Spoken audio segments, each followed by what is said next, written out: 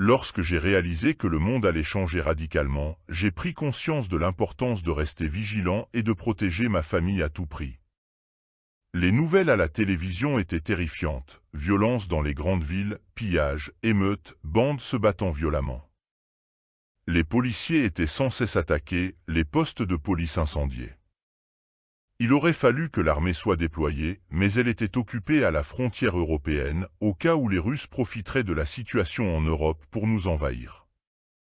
Je savais qu'une fois les villes pillées et abandonnées, toutes ces personnes parcouraient les campagnes à la recherche de sécurité et de nourriture.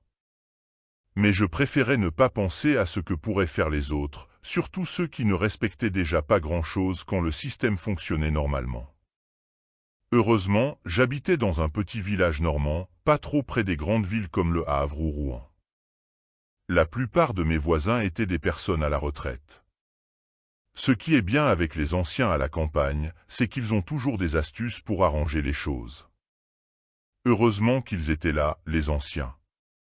Certains en avaient vu d'autres, ils avaient connu les Allemands, le rationnement, les exécutions punitives. Plus je parlais avec eux, plus j'avais confiance pour la suite. De toute façon, on n'avait pas le choix. Le temps passait et une nouvelle routine s'installait. Mes filles n'allaient plus à l'école et je ne vendais presque plus rien sur ma boutique en ligne. Ma femme et moi n'avions plus de colis à envoyer, mais nous avions le double de travail entre le jardin, les animaux, la pêche, le bois et les repas à préparer.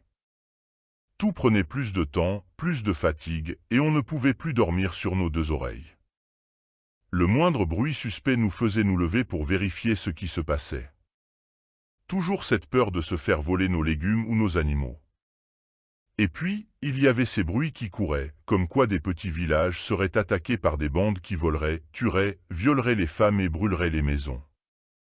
Dans le village, on était assez confiant. Tout le monde avait au moins un fusil, au cas où. Pour ma part, j'avais ce qu'il fallait. J'aurais dû acheter plus de munitions avant que tout cela ne commence, mais j'avais quand même de quoi tenir. Au village, on essayait de passer au bistrot le matin vers 8 heures. La plupart des gens étaient là, et tout le monde s'arrangeait pour s'entraider, troquer des biens. On essayait aussi d'avoir des nouvelles de l'extérieur. On n'avait plus de télévision et d'électricité depuis quelques jours. Heureusement, j'avais mes quelques panneaux solaires, alors je rechargeais les batteries et les piles de mes voisins. On avait aussi récupéré 3 machines à laver chez les voisins pour pouvoir faire des tournées. Dans l'ensemble, tout se passait bien, mais toutes les bonnes choses ont une fin.